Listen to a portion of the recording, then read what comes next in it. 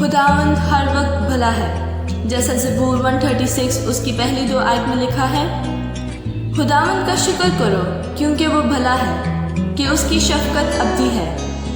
اہلوں کے خدا کا شکر کرو کہ اس کی شفقت ابدی ہے۔ میرے عزیزو، کلام ہمیں بتاتا ہے کہ خدا ہر وقت بھلا ہے۔ وہ سدا ایک سا رہنے والا خدا ہے۔ وہ کبھی بھی نہیں بدلتا۔ وہ سدا ہم پر اپنی بھلائی کو ظاہر کرتا ہے۔ جیسا کہ ہم بائبل میں اسرائیلی لوگوں کے بارے میں پڑھتے ہیں تو ہم دیکھتے ہیں کہ خدا نے اسرائیلیوں پر اپنی بھلائی کو ظاہر کیا۔ وہ گناہ پر گناہ کرتے گئے لیکن خدا ان پر بھلائی کرتا گیا۔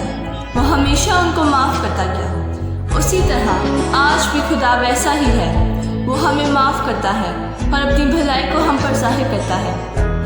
تو آج ہم ان اسرائیلیوں کی طرح نہ بنیں جنہوں نے بار بار گناہ کیا۔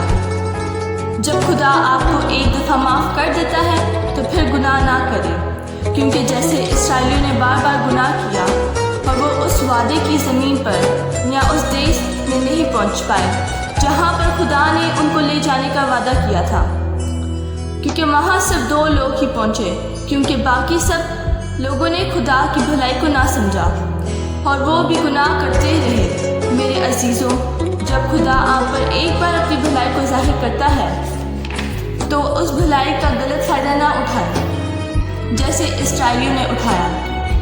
اس بھلائی کو خدا کا ایک فضل سمجھے، کیونکہ جب آپ اس بھلائی کو خدا کا فضل سمجھیں گے تو آپ برکت پائیں گے۔ میرے عزیزوں، خدا نے ہر شخص کے اوپر ہر شخص کی زندگی میں بھلائی کی ہے۔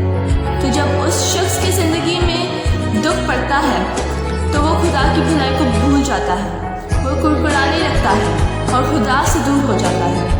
بلکہ ہمیں چاہیے، دکھ ہو یا سکھ ہو، ہمیں خدا کی بھلائی کو بھولنا نہیں چاہیے۔ ہمیں ایوب کی طرح بننا چاہیے کہ جب ایوب کی آزمائش ہوئی اس نے اس وقت بھی خدا کی بھلائی کو یاد رکھا اور اس وقت بھی خدا کے نام کو مبارک کہا۔ جب آپ گناہ میں تھے تو خدا نے اس وقت بھی آپ کے ساتھ بھلائی ہی کی۔ وہ آج بھی اور ہمیشہ آپ کے ساتھ بھلائی ہی کرے گا، کیونکہ وہ بھلا اور سدا ایک سا رہنے والا خدا ہے۔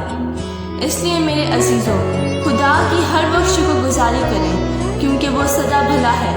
اپنی ہر آزمائش میں خدا کی بھلائی کو یاد رکھیں اور خدا سے دور نہ رہیں۔ جیسے ایوب خدا کا شکر ادا کرتا رہا، ویسے ہی آپ بھی خدا کا شکر ادا کریں، تاکہ خدا آپ کو ایوب کی طرح 2 گنا برکت پر برکت دے۔